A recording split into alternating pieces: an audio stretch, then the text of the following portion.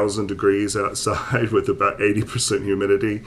Not really quite that hot, but you get the drift. It's really hot here, and we've got a hurricane coming in to the coast. And so we want to first and foremost send out some prayers tonight for everybody who's on the Texas-Louisiana coastline. We've got a big one coming. I think it's a Category 3 last I heard. So you guys hunker down, as some people say. You be hunker downers to be safe. Be safe out there. I know Houston does flood a lot, so we're going to be thinking about you guys and those outer bands that are coming through. So anyway, be safe, guys. Don't take anything. Don't take it seriously. Please take it seriously. And if they're evacuating you, be very serious about considering that, because we do know that particular part of the coastline can get hit pretty hard sometimes with these things. So for all of you out there, again, take care of yourself. Tonight I'm pretty excited to bring to you guys a lady that I know from Canada. And we'll talk about the province or the area. Maybe it's not even a province. Maybe I just already messed it up. But the area in Canada where she's from, we'll have some other people maybe join on and jump on here and might be very impressed with the way I pronounce this. Just saying, some of these people who might jump on here later. But anyway, so all the way from Newfoundland in Canada, please welcome Carol Anstey. Hey, Carol, welcome tonight. Thanks for joining me. Thank you. Thank you so much for having me. Yeah, definitely. So I don't know if Chris is going to be on tonight or not, but I hope that she at least joins in and knows that I said Newfoundland correctly. Yeah, you did great. You did great. So tell me, what is it called a province? Is that what it's called there in Canada? It is. Yeah, okay. Actually, yeah. And we're very easterly Canada. Yeah, so you guys are way over toward the coastline, right? Yep, and we're actually an island. Yeah. And we're northeast, so we get cool temperatures. So like you're super hot, we're like heading into fall now. So we're like 20 degrees Celsius, 21. So right. I think we're totally different than when you are. We're probably about 80 degrees Celsius. I don't know. Maybe. I don't know. You're that. Yeah, I'm not good at conversions, but it's hot in Texas, Carol. I'm just saying. Yeah. Wow. But anyway, Wow. I'm saying hello to my wife. Michelle's watching tonight. She's with her father, who's just recovering from surgery, and we're definitely praying for his recovery. So welcome, Michelle, and also Jan Elizabeth is watching. So welcome, ladies. I'm glad to have you on.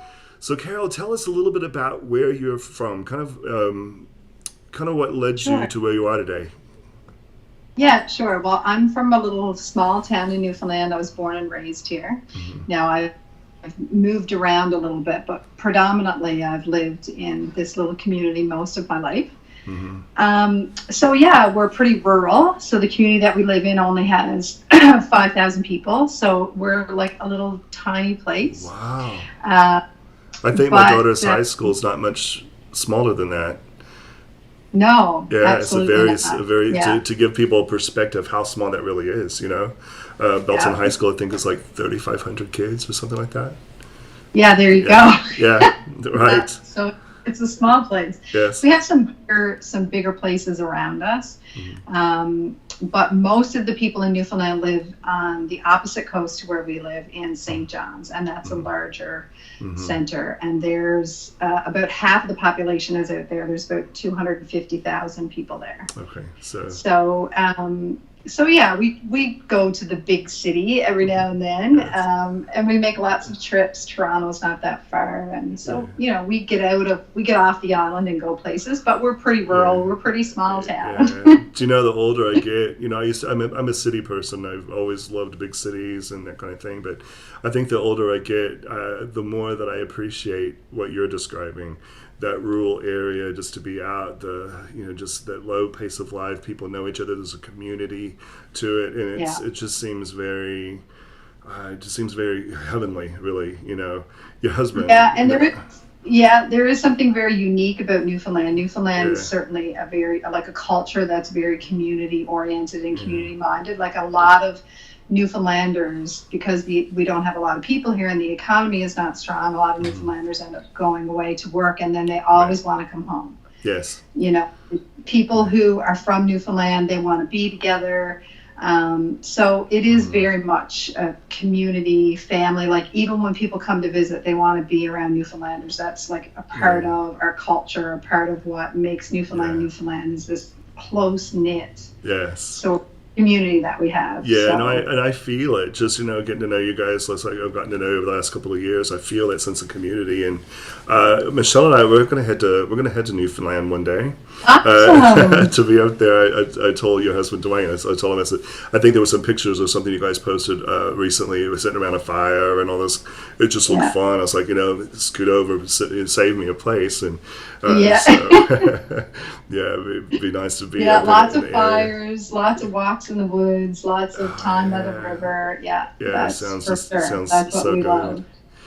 So a lot of people don't know how you and I met. Of course, me being here in Texas and you being in Newfoundland, and it's like Yeah, how in the world did your worlds cross? And our worlds crossed, because we went to Nashville. We had a same producer there, yeah, and we just with that experience got introduced to each other several years yeah, ago, and it's been a really cool relationship and get to know you guys and Krista and her husband, and it's just been a fun connection.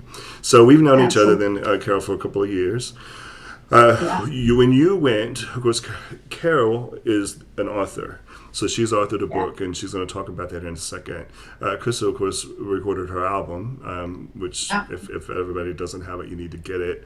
And so we'll make sure that we put a link for her album as well. But yeah, you wrote a absolutely. book, and the thing that Yeah, I fell in love with this concept for you guys is because the title, not the title track, but one of the tracks on her album was a song that you guys yeah, co-wrote together, if I'm not mistaken, yeah, about that's right. your testimony. Yeah, Yeah. So yeah, talk about that a little bit. absolutely. Of how did that concept come about, and how did you guys decide to come up on that? It was because your testimony is very personal, and it's Yeah. and so I want you to share what you want to share about that. But the song is beautiful. How did you guys come up to writing that song together? Yeah, well, Chrissy actually is a spiritual mentor of mine. Her and I became really close, Mm-hmm. and I really encouraged her in her music. So I Mm-hmm. really wanted to, I was a business person. I wanted to help her along with her music. So she did this project in Nashville. And the original project she did in Nashville was a smaller project, Mm-hmm. and it was, just some worship music, a piano. Few Yeah. piano songs. So Yeah. we went out, we had that initial meeting. And then, they sort of talked about doing a larger album and doing some original songs. And Mm-hmm. so I was sort of in that full process. Now, the book at Mm-hmm. that point wasn't even a part of the story. Mm-hmm. So we decided that together we were going to try to make this CD happen, which we did. Mm-hmm. And Yes, in you the did. communications and the conversations with Jonathan, Mm-hmm. I also ended up doing the book. Mm-hmm. And then we sort of started discussing the album, and we thought, well, wouldn't it be kind of cool to do the original songs on the album to go along with the book? And the reason why we did that is Yeah. because we've done a lot of missions work together. We Mm-hmm. do a lot of ministry work together. And often when we would travel to churches and we would share, Krista would sing, and then I would give up and stand, Right. come forward and give testimony. So that was sort of how our ministry was going. So we thought, well, wouldn't it be cool to do these projects alongside of our ministry? So that was sort of how it came to be. Right. We co-wrote a couple of songs on the album. Jesus Called My Name, and Yes. also Is It All Worth It? So Is It All Worth It is basically my salvation story. So I guess about 8 years ago. And Is It All Worth It was actually the song that she put out as a single before Yes. the album came out. So yeah. Yeah. So the process. And there's actually a video, and we're Yes. both in that video. Yeah. Yes. Yes. And that was really cool to do that. We did that in Yeah. our hometown, Yeah. at the bar that I used to go to, and Yeah, so a lot of it was really reliving that testimony and reliving some of those absolutely. memories. And man, yeah, you might want to talk about that here in a second too. So keep going. Yeah, yeah, yeah. No, it was really cool. So So yeah, about 8 or 9 years ago, my husband and my husband grew up in a Christian home, and we, I guess, decided that we really wanted a change in our lives. Mm-hmm. And basically, well, the full story of the testimony is what the book is about. So basically, how my life was before, all of the situations and circumstances that led me to everything that changed in our lives and in our family afterwards. So basically, like the short version, I guess, was we were going through a lot in our lives, and we had a family. We had 2 children at that time. Now we have 4. And I guess things were, we were living a lifestyle where we like to go out and socialize and party. And, with that came a lot of strife and loneliness. And for me, I knew I wanted something different, but I always felt like there was something missing. And I really didn't know what was missing until my daughter actually started going to church with her grandmother. And I just started attending services, and then there was a whole bunch of other things that kind of happened that led me to eventually just surrendering my life and saying, like, I really want something different. Like, I don't want to continue on this path. I want a relationship with Christ. And, the transformation and the way that things went after that was just dramatically different. Yeah, and I like the word, Carol, that you used there, because I think a lot of people don't necessarily hear the word relationship with Christ. And I think what we'll talk about here in a little bit, because I've asked if you would talk a little bit about religion versus relationship. Absolutely. But it is that relationship, I think, that makes it such a personal experience. And when you can have when you have that personal experience, that's what brings you in, right? It's not the religion. It's not all these other things that I think people equate with that. But it's that relationship. And for a non-believer, that relationship is what's the hook, Yes, definitely.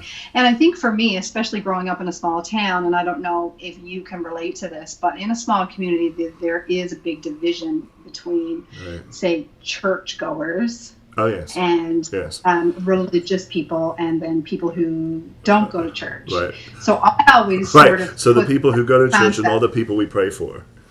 Exactly. Right.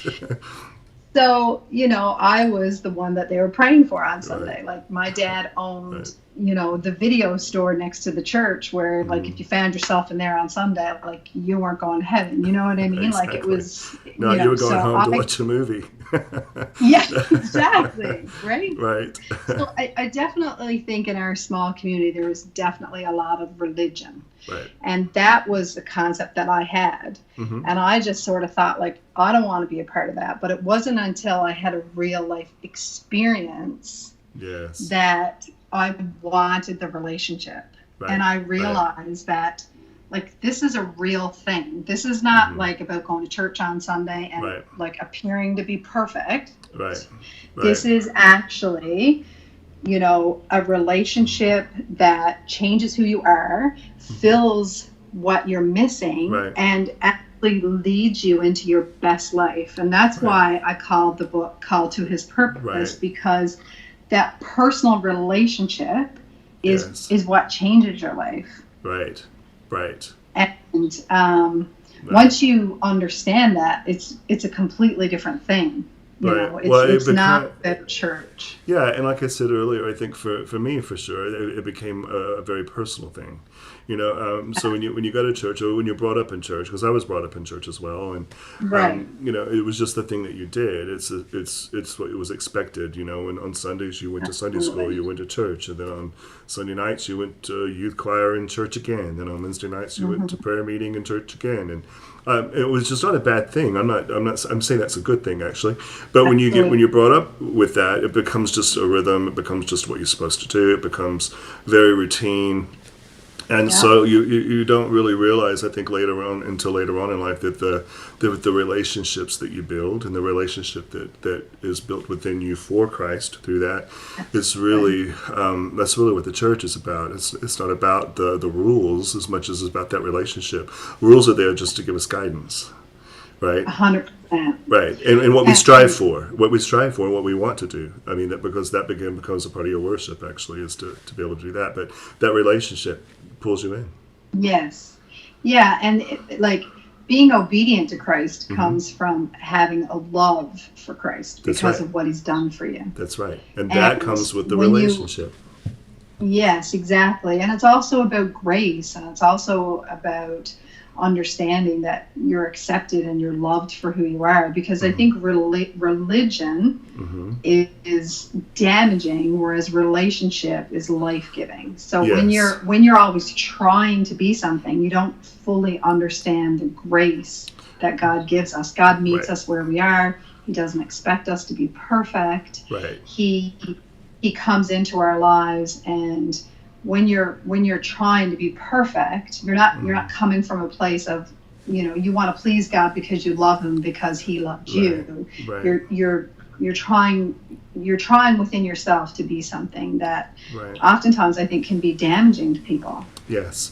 We have a couple of other people coming on, so I want to say hello to Louise Neighbors and Michael Taylor. Hello, Michael. Jennifer Stevens. Lachlan is on with us. Hey, Jennifer. And Krista Noble is on with us tonight. So, hey, guys, Hi. welcome. And I think we've been talking about with Carol is just kind of what led her to her journey with Christ, and the album and the book that she's written called His Purpose, Yeah. and just how she and Krista's ministry started, but really most importantly at this point, just Carol's testimony.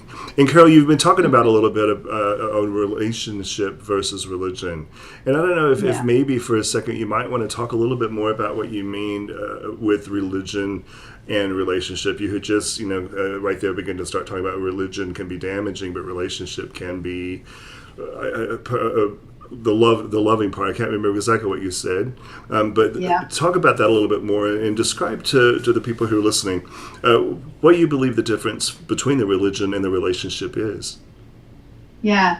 So I basically said that religion can be somewhat damaging, Right. whereas relationship is life-giving. Life-giving, So yes. I think it comes down to the personal experience of your relationship with Christ. So when you're trying to fit a mold of going to church and Right. looking a certain way and being a certain way and just following rules, you kind of miss the important part, which is the relationship with Christ. Like, I love church. I love going to church. I love my church family. But at the end of the day, what I really love is my relationship with Jesus. Right. And I think it's so important to always keep that in the forefront. And I think the difference is when we're always trying to live up to religion, Right. we never achieve that. Right. But when we love Christ, Mhm. we're motivated from a place of wanting to have a relationship with him. And Yes. it's a completely different motivation. It's a completely different Yeah. experience. And when you agree that when you have that motivation, when you have that relationship with Christ, then the religion that you choose to follow takes on a whole new meaning, and you begin to start wanting to fulfill some of that, whether it's a Baptist religion or a Methodist religion or whatever religion it is that you're following under the Christian umbrella, of course. That relationship is what really kind of strives you to strive for that guidance or that sense of structure that the religion then brings, and so I think the relationship is it's critical. It's critical. Yeah, because you want to be obedient to Right. Christ. And, when you are, and when he only wants the good things for us in life. So Right. if he's pulling us away from certain things, it's because he knows that those things are damaging to us. Right. And when we trust him, and when we know that he loves us, and we have that faith that he wants the best for us, then it doesn't become about just following the rules. It becomes about, okay, if you want me Right. out of this situation, it's because you know me and you know that this is what's best for me. So Right. I'm going to Right. be obedient to what you want for me because Right. I know that you know best. I know that you know better than I do. Yes, and then the religion part of it gives you that guideline, the step by step instructions of how to accomplish some of these things. So Louise Yeah. Neighbors, one of my friends here in Belgium, just had a comment. I want to read that too. She says, "Religion is killing our adult children's faith. However, our Yeah. relationship with Jesus is everything." Speak to that a little bit. I mean, I think it's an interesting concept, and sometimes I will also say, for example, in my profession as a therapist. When people are in that rule driven kind of thinking, and then they Yeah. go to church and there's all these rules that you have to follow, sometimes, not all the time, and this is definitely not about bashing religion, but this is about helping Of people course. understand where religion has its place in our walk with Christ, right? So, but Absolutely. when they go there, what ends up happening is the guilt that they can feel because they're not living up to the expectations of what they Absolutely. feel like they need to. So therefore, there's a lot of shaming, a lot of things that they bring on themselves, and so I think for us, it gets back to, okay, what is that relationship like, and know that because you have that relationship, that you're forgiven. Exactly. Therein lies the beauty behind that. So Yes. talk about that comment, killing our adult children's faith. Religion is killing our Yeah, adult because children's faith. I, I, I think for everybody, their relationship with Christ can be a little bit different. How they develop in their relationship, where they are in their relationship. So when we try to just put like a blanket over everybody and say, you have to do this, and I'm not saying it's just like you said. Those guidance, those things are there for a Right, purpose right, because they are the things that are the best for us in our lives. right. But at the same time, we also have to understand that when you're in a relationship with Christ, He understands your imperfections. He Yes. He created you that way. Sometimes He uses our imperfections to be our greatest ministry. So Well, the hence grace is called to what my, covers hence us. your book. I mean, that is your testimony, really.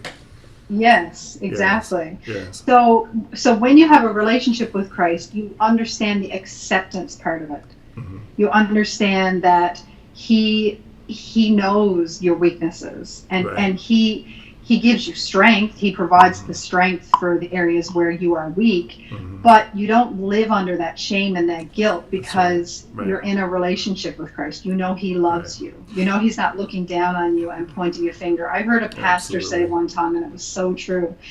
Before a person is convicted of their sin, they need to understand that there's a savior.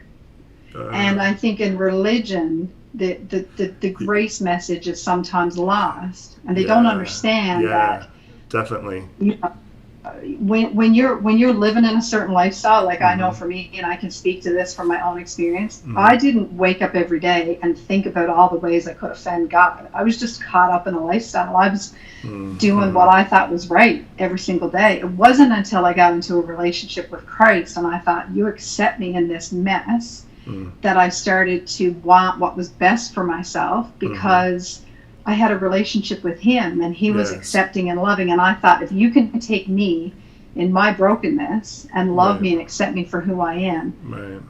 I want to live my best life with your help. Absolutely. Krista Noble, she says there's a difference between following a religion than being religious.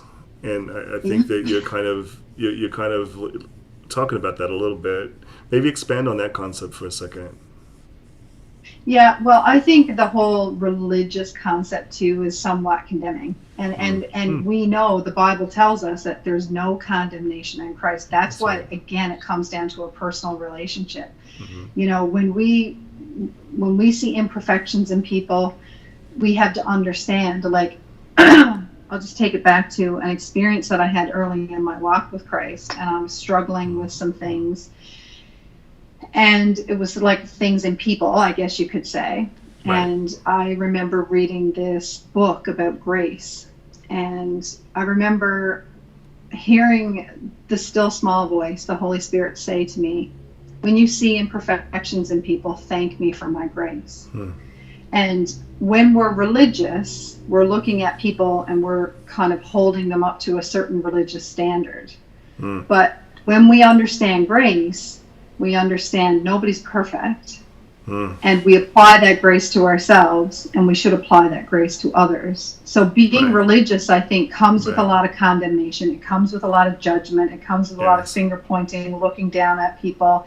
And I don't believe that that's where we're supposed to be as followers of Christ. I think we're supposed to be loving and accepting and serving people and showing people the love of God and how he accepts us where we are and doesn't expect us to be perfect. You know, one of the theories that I hold to in my clinical practice is rational emotive behavioral therapy.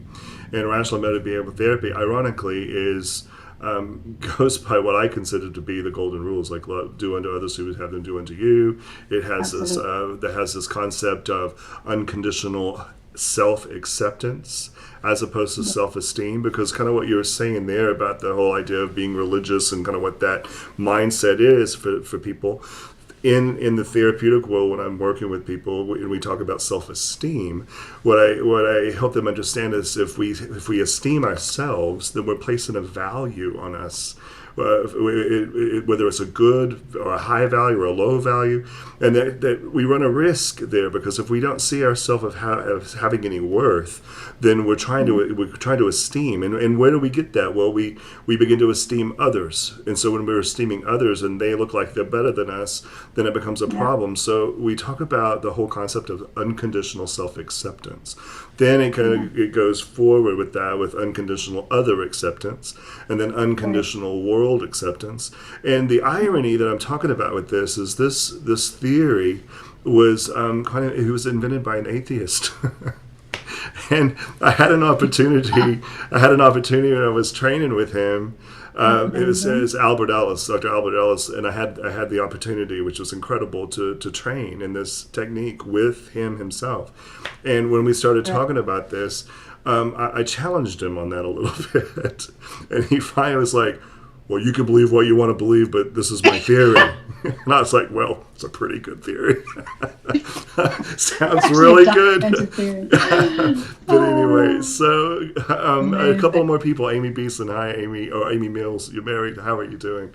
And then also we have, I can't see her name, but it's somebody you might know. Miranda Blackmore Adams is on with us tonight. Yes. She's loving the conversation, so we want to make sure that she's one of our sisters. Yeah, we give you guys a shout out. So tell us a little bit more, if you don't mind, a little bit more about your testimony and kind of how the song and the book came about. Yeah.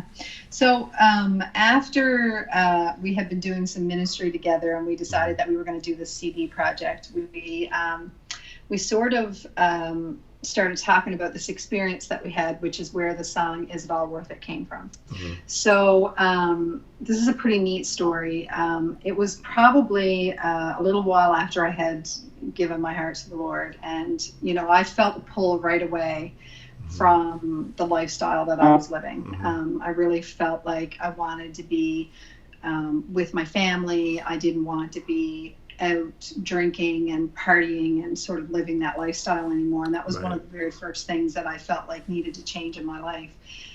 Having said that, probably a little while into my walk, I guess you could say, a bunch of my friends were going and they were doing a road trip together. And of course, I really felt like this pull, like I wanted to go. I knew I shouldn't, but it was sort of like this bit of conflict that was going on. So anyway, at the time I was selling real estate, and I go to this lady's house and she takes me all through the house and we're having this great conversation. Anyway, we get outside and she sort of just starts pouring her heart out to me. And she says, I used to be an alcoholic. And she said, I lost my husband, I lost my son. And she said, I was sitting on the floor in my trailer one night, and I thought to myself, is it really all worth it for a good time with the girls to give up my whole family? And when she said it, it just hit me, because I knew that was God speaking to me about the situation that I was being faced with in that moment. So I couldn't get to the car fast enough. Almost verbatim too, right? It's like, And I was just crying my eyes out, and I was, thanking the Lord. Thank you for showing me, right, basically the truth in this situation. right. So a couple of years later, Chrissy and I traveled to Fort McMurray, and we're doing ministry there. So I get up and give testimony in this church.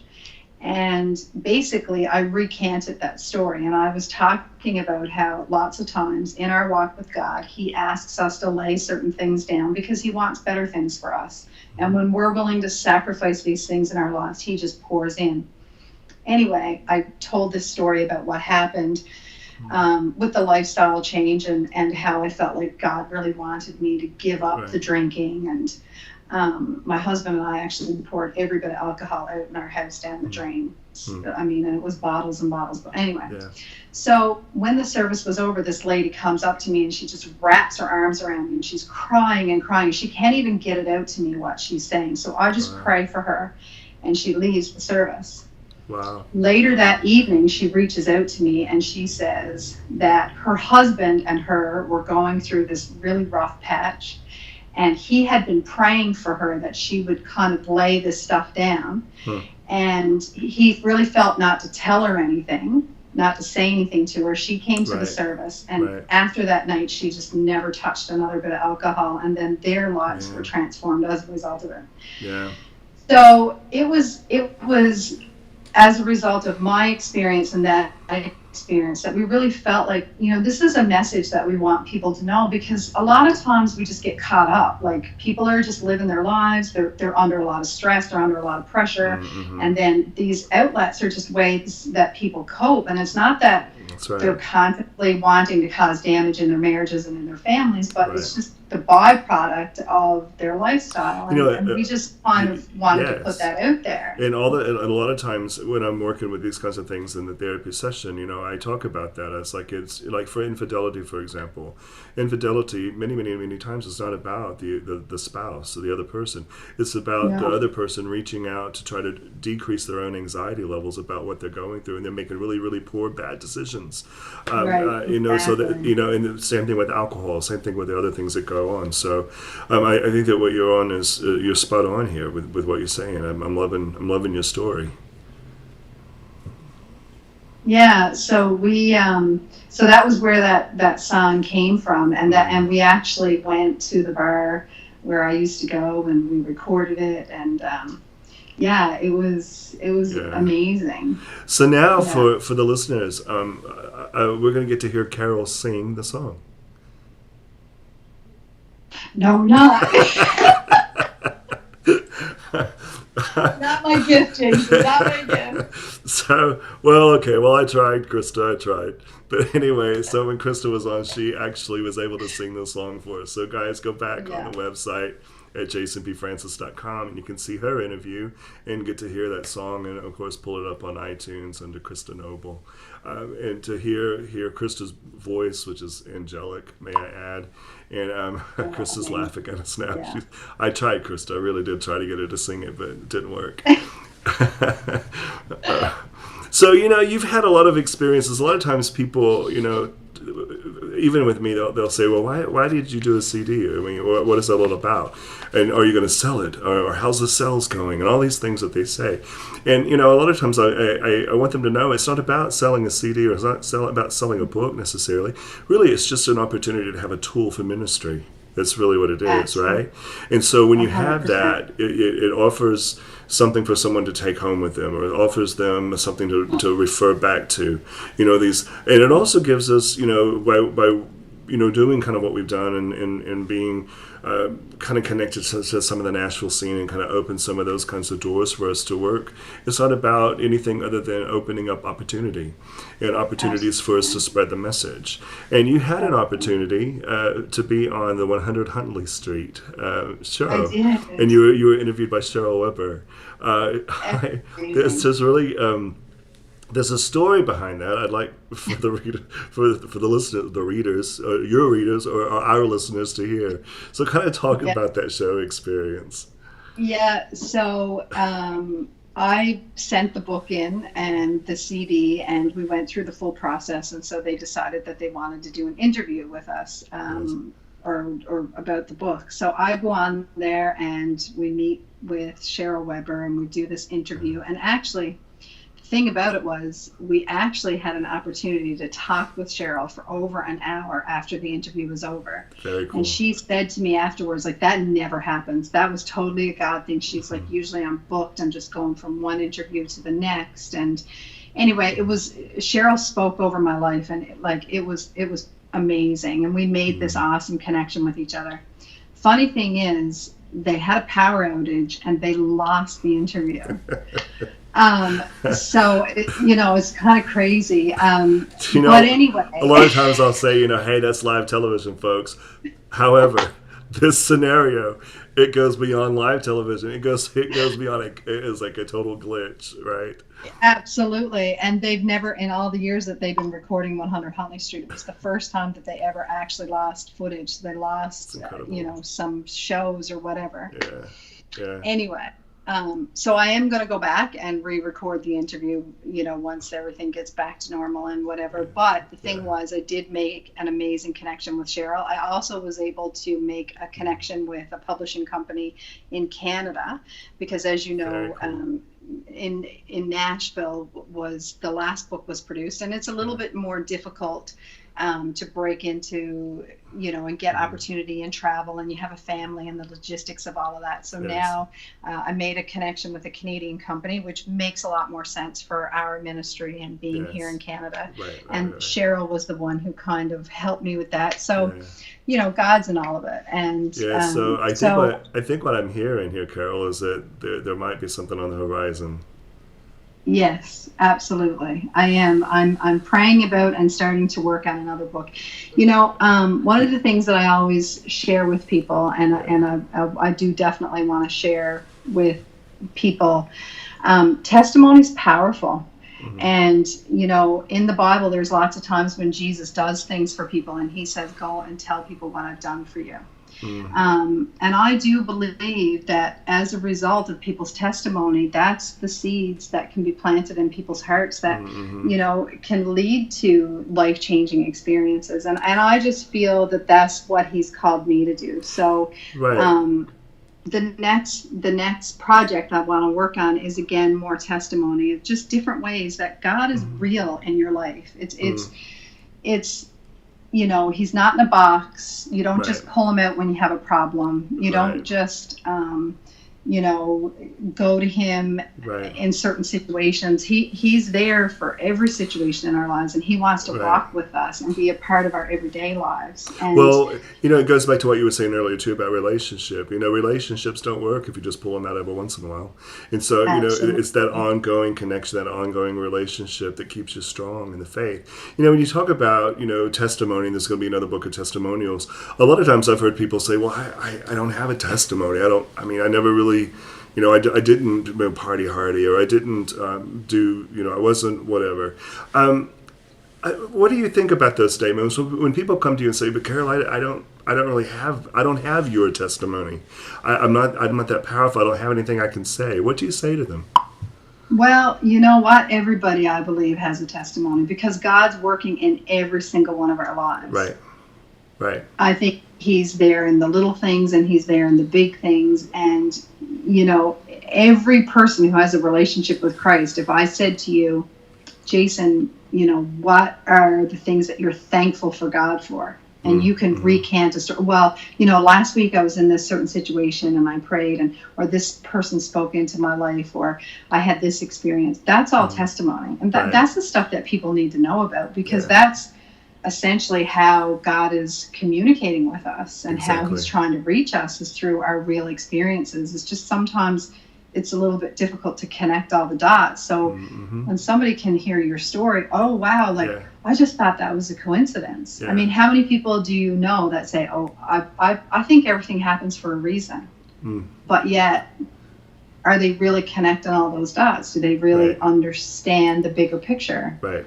And I think testimony can make that real to people. Yeah, and your own testimony makes it real for you. I mean, and not so when you say, what are you thankful for? The things that are you thankful for today? And a lot of times, again, I go back to therapy because I'm a therapist. But whenever we talk about these things in session, I'll have them sometimes have a gratitude journal and some a blessings journal. And what is it? 3 things. What are 3 things? Like right now, I got to tell you, I'm pretty thankful for this drink, because it's like 120 degrees in my office. Yeah. It could be something this small, honestly. It's like, it doesn't have to be big, huge or things. It's because it's the small things in life, when they all add up, show you how big things really can be. And so when you have that, and you have that mindset to be thankful for the blessings that you get, that itself then becomes part of your testimony, because you can share with people how you live by faith. That's testimony, right? And so I know that you have people all the time come up to you probably and say, well, I don't have a testimony, and what might that be? How do you encourage people to get in touch with that and to get the courage to tell their testimony? Because it can be very exposing for people too. Mm-hmm. People don't want to talk about it because it's shameful, or they don't want to talk about it because it's going to be looked down upon. What words of wisdom and advice can you give somebody? It's interesting that you say that. One of the things that I've always felt God speaking to me about is being vulnerable. And I believe that being open and being vulnerable is a way that we connect. And God showed me something once, and it was that when you're vulnerable, the heart softens, and that's when the truth can get in. Because it's not about... That's some good words right there. Yeah, it brings us closer. It's not about concept. We all can relate to that, right? That's the human experience. We all hurt. We all have struggle. We all have things that that are difficult in our lives. Right. And we need to be open about how God comes into those situations. Right. And by being vulnerable, I know that a lot of people think, well, I don't want to go back to that part of my life, or I don't want to share those things that I used to do. But that's how God takes the brokenness and he uses it. That's how he makes it beautiful. And it's also very healing. And it's also a big encouragement to other people. I mean, Chrissy's often said to me, you think that sounds a little bit whatever to you, but to me, I think that's so encouraging. Like, for you to work through that, that's so encouraging to people. So Chrissy's still watching. Chrissy, I'm gonna start calling you Chrissy now, because I feel like I'm getting to know you better. And if Carol's gonna call you Chrissy, I'm gonna call you Chrissy. So should Chrissy be watching still? I love what you're talking about. There's beauty in our brokenness, and there's a lot of times I've had that same mantra in my head over and over and over again, and I've always wanted to write a song about there's beauty in the brokenness. So I'm kind of inviting maybe the songwriter team of Carol Anstey and Kristen Noble. Maybe we all put our heads together and write a song about that. That would be awesome. Yeah, I would love to do it. So Chrissy says, yes, Chrissy. You can call me Jay. We'll shorten everything. So but let's definitely. I'm throwing it out there, Chrissy. Let's write a song about beauty and brokenness. So just let that wrap in your heads, ladies. So maybe that's our next step together. Definitely. Yeah. Definitely. Yeah. No. And I did an interview on Heart Matters, and that was one of the things that I really felt impressed to tell people. Don't hide behind everything is all perfect now. How can you really, with people who are broken, if you don't ever show that side of yourself? That's right. I'm not saying parade it around, but I'm saying God will give you opportunity. I mean, I can speak into situations because I can look at somebody and say, you know what, I've been there.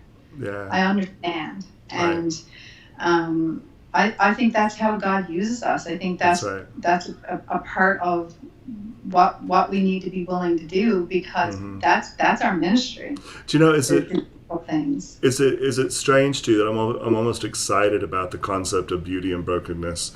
Not that I want to go out and do something to break myself tomorrow, but just the idea that no matter what I've done and no matter what's been done before, there's still a beauty in Absolutely. that, because that shows that vulnerability and that you were talking about earlier, which allows Absolutely. that relationship to just occur. And so when we can lay that at the feet of Jesus, and we can lay that there, and we can own that, then it sets us free. That's the part that is Absolutely. we're able to just give that over, and boy, Yes. can we mold something beautiful out of that experience. And it almost excites me to think about it. Because let me Yeah. tell you, Oh, I've yeah. had plenty of brokenness. Yes. So, right. Absolutely. So a couple Absolutely. more people are joining us. My dad, hey Dad, how are you? Joining us, and also Camille Taylor, a friend from high school. Larry Harmon, another person we know, and David Goodwin. Welcome, David. Nice to see you on here too. Tell John, where's John? You better tell John to log on. Anyway, good to have you guys here tonight. So we're talking with Carol Anstey, who's an author in Newfoundland. Did I say it right again? I'm You did. practicing. Who's wrote a book called Call to His Purpose. You can get that book on. Carol, do you have a website that you guys I have a Facebook a page Facebook page? actually, and Yes. I do have a website now, but I got to be honest, I'm not overly active on the website. Yeah, so But I do have a Facebook page, Carol Anstey, author. yes, So if anybody wants to reach out to me, is interested in a copy of the book, just to be encouraged. It's yes, also very much an outreach tool as yes, well. So yeah, if yeah. anybody's interested, by And all guys, means, reach out to me. and I'll tell you, read it. I mean, you're going to be blessed by it. It's very well put together. It's an easy read. It's not so Yeah, terribly long that you can't get through it. It's quite frankly, I sat down and read it in an afternoon. I mean, yeah, you just kind of want to go to the next chapter, And yeah. so it's one that kind That's of what. keeps moving you along. So I appreciate that. Um, so as we begin to start wrapping up, one of the Yeah, things that I think is so important that the whole reason I started doing these talks on Tuesday nights is to bring awareness to mental health and mental health through all different kinds of aspects, and of course being a Christian and being in a in the Christian music world as well. I think it joins together beautifully.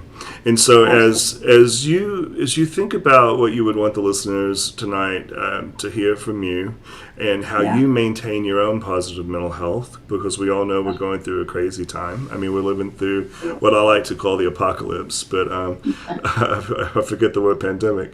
But but as we leave, what maybe 3 words of advice, or maybe 3 things that you do on a regular basis to maintain your own mental health that you could Mhm. encourage the listeners to consider? Yeah. I'm glad that I was going to do a live devotion. Actually, it was been kind of going around in my head for the last little while. One of the big things I think, Jason, is perspective. Mm-hmm. Um, my husband has a really good way of grounding me sometimes when I'm Mm-hmm. in certain situations. Mm-hmm. And when we went into all of this, we're business owners, so there's a Mm-hmm. certain amount of fear that goes Right. into the unknown.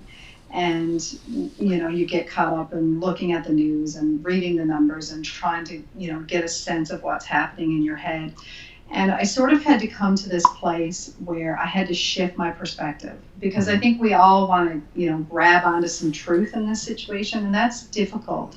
Right. um, the only thing that we can control is our reaction to the situation that we're in. Right. And you know what do we have control over? Well, our own lives, our own families, Mm-hmm. our own sphere of influence, the situations and the circumstances that we're in. And I think this is a time when we really just need to have that close perspective. Right. Because if we get caught up in politics, if we get caught up in numbers, if we get caught That's up in right. policies, that just seems to send us in a tailspin. So I think it's very important to always ground yourself with the right perspective and focus on, okay, what do I control in my own world? Right. So I think that's one thing that's very important. I think also gratitude, like what you Yeah. had said earlier. Right. You Right. know, thankfulness can push out a lot of negativity in our lives, Mm-hmm. Mm-hmm. because thankfulness is being thankful for something that, in essence, I don't want to say we don't deserve, but in a way, I guess I am saying that. Right. So when we become aware of the things in our lives that we are thankful for, I think it sort of gets us away from the pity party, because we all like kind of live in that right now Right. because of the situations and circumstances Well, that and we're it's in. so easy to let your mind go there when, we're being told to social Absolutely. distance and, all these things that we've got going on. So it's easy for us to go there. Yes. And the third thing I think would be to surround yourself with people that lift you up. Yeah. Having your bestie with you. Yeah. Like me and Chrissy spent some Yeah. time away on vacation together. Like sometimes you Yeah. just need that positive influence in Absolutely. your life with people that build you up, that you know Yeah. are going to encourage you. Yeah. Sometimes you want to have those conversations. You kind of want to beat the dead horse and you want to Hmm. talk about all the negative things. And you kind Right. of can pinpoint those people in your life that you probably do that with. But it's really important to stay connected to people who encourage you and build you Right. up. And that can be the same person. I mean, it can be the same. Oh, 100%. And Yes. sometimes when it's that same person, it's even better. But you're right. When Yeah, you want to go on a holiday together, you don't want to necessarily bring a lot of negativity with you, and you get absolutely. back to just having that relationship that we've been talking about, tonight. Integral that the relationship itself, just with Christ, but also within our fellow believers, is that's what rejuvenates us. That's what plugs us back in. Yeah, and So I do like often I'll go for a walk and my husband will say to me, "So you're going for a walk tonight? Are you going with anybody?" I'm like, "Me and Jesus." And absolutely, taking that yeah, time too, that yes, one-on-one quiet time for yes, prayer, for yeah, listen to worship music, just to kind of shut it all out. I think you're that's right. so important as A well. lot of times people ask me when my quiet time is, and I tell them on I-35, the interstate that I drive every day. Yeah, It's talking about me, absolutely. talking about taking Jesus with you. I every day, twice a day when I'm on the interstate. But it's time alone. It's at 45 minutes of just downtime and decompressing, and there's really there's a sense of peace that you can come with that, even though it's a Definitely. crazy highway. Joan Noble, I want to read her comment that she says. She says, Carol's book is so good for outreach.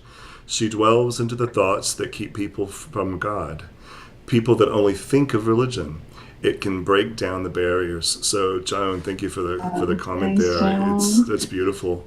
And then also, Lori Ann Blanchard, love all 3 points. She says perspective, gratitude, and people who are uplifting, which I think beautifully wraps up kind of what you've been talking about, Carol. Yes. So I thank you so much for joining me tonight. Thank This is fun. you. I know we've attempted to do it a couple of times, but the stars kind of all Yeah. fell in line. You We know. finally got it Yeah. right. Yeah. So thank you so very much, and I so Thank appreciate you. you and your friendship and your ministry. You've been a great deal of light to me through a lot. So I You. appreciate that. Likewise. All right. Likewise. Well, I will Thank talk to you you very so much. soon. Thank you so much for joining Yes. us. Take care. All right. Bless. All right, guys. Thank you guys for joining us tonight for this episode of Shrink Wrap. Go to Carol Anstey Author on Facebook. You can get her book called Call to His Purpose. And also reach out to Krista Noble and on her Facebook page if you want to order her album. Guys, you're not going to be disappointed. It's unbelievably good. You'll be blessed by both of these ladies. So anyway, thank you guys for joining us, and we'll see you next. That's a wrap.